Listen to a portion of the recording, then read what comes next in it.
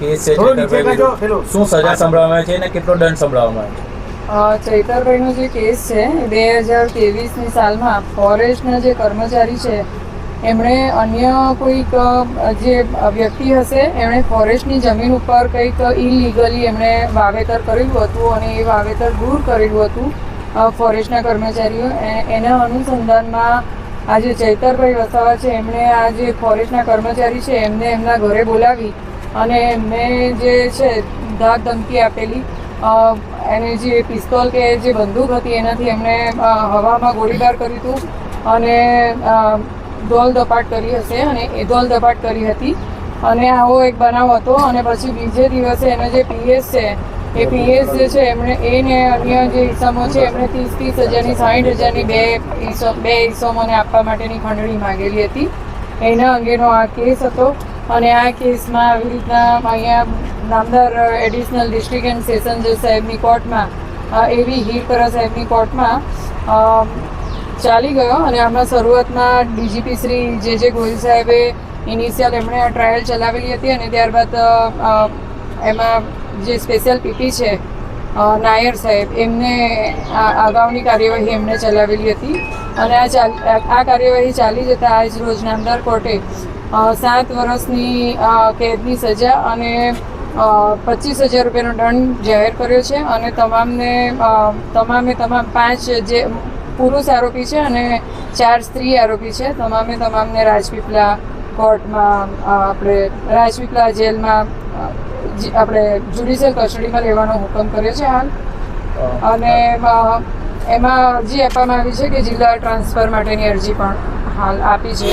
કારણ કે આ જે મેટર છે એ મેટરમાં જો અહીંયાની જેલમાં રાખવામાં આવે તો અહીંયા નર્મદા જિલ્લાનું જે વાતાવરણ છે એ એમાં તકલીફ પડે એમ હોય અધર ડિસ્ટ્રિક્ટમાં એમને ટ્રાન્સફર કરવા માટેની અરજી પણ આપી છે. કેવી ચર્ચાઓ થયેલી ને કેટલા સાક્ષીઓને આપણે જે ગવર્મેન્ટ સાક્ષીઓ હતા એ તમામ સાક્ષીઓને તપાસેલા હતા. અને આ કેસમાં જે ફરિયાદી જે છે એમની પાસે એમણે ત્યાં યાહામોગી જે એ હતું આપણે ઓલું એટીએમ ત્યાંથી એમણે પૈસા ઉપાડવાનો પ્રયત્ન કર્યો હતો પણ એમનાથી પૈસા નીકળેલા નહીં. એટલે ત્યાંનું જે સ્લીપ હતી એ ત્યાંથી એવો ગયા ત્યાં એમના જે ઉપરી અધિકારી હતા એમને ફોન કર્યો કે મારી પાસે પૈસા નથી અને આ લોકો આવી રીતના પૈસા માંગે છે. એટલે એમના ઉપરી અધિકારીઓ ઓનલાઈન 30,000 રૂપિયા નાખેલા હતા. એ 30,000 રૂપિયા અને પછી આ જે રૂપિયા જે છે તે જેમની ખેતીની જમીન હતી એમને ત્યાંથી મળી આવેલા. એટલે જેમની જે ફોરેસ્ટની જમીનમાં જેમણે ઇલીગલી વાવેતર કરેલું હતું એમને ત્યાંથી મળી આવ્યા. એટલે એ બધું આખા પુરાવા બધા ફિટ હતા અને એ ફિટ પુરાવાઓને આધારે આજ રોજ આ સજા જાહેર કરી છે. મહિલા આરોપીઓ છે એમને જે સજાની જોગવાઈ છે એમાં એક મહિલા પ્રેગ્નન્ટ પણ છે અને એક મહિલાનું નવજાત બાળક છે એને લઈને કોર્ટે શું સૂચના આપી છે? એમાં જે મહિલાનું જે બાળક છે એ બાળકને સાથે લઈ જવા માટેની અરજી એમના તરફથી એમના વકીલે આપવામાં આવી છે. કેટલા દસ્તાવેજી પુરાવા મુખ્ય કયા દસ્તાવેજી પુરાવા આપવામાં આવ્યા? મેં કીધું એ જ દસ્તાવેજી પુરાવાઓ હતા. બધું ચેઇન આખી કમ્પ્લીટ થતી હતી કે ક્યાંથી પૈસા મળ્યા શું થયું હતું.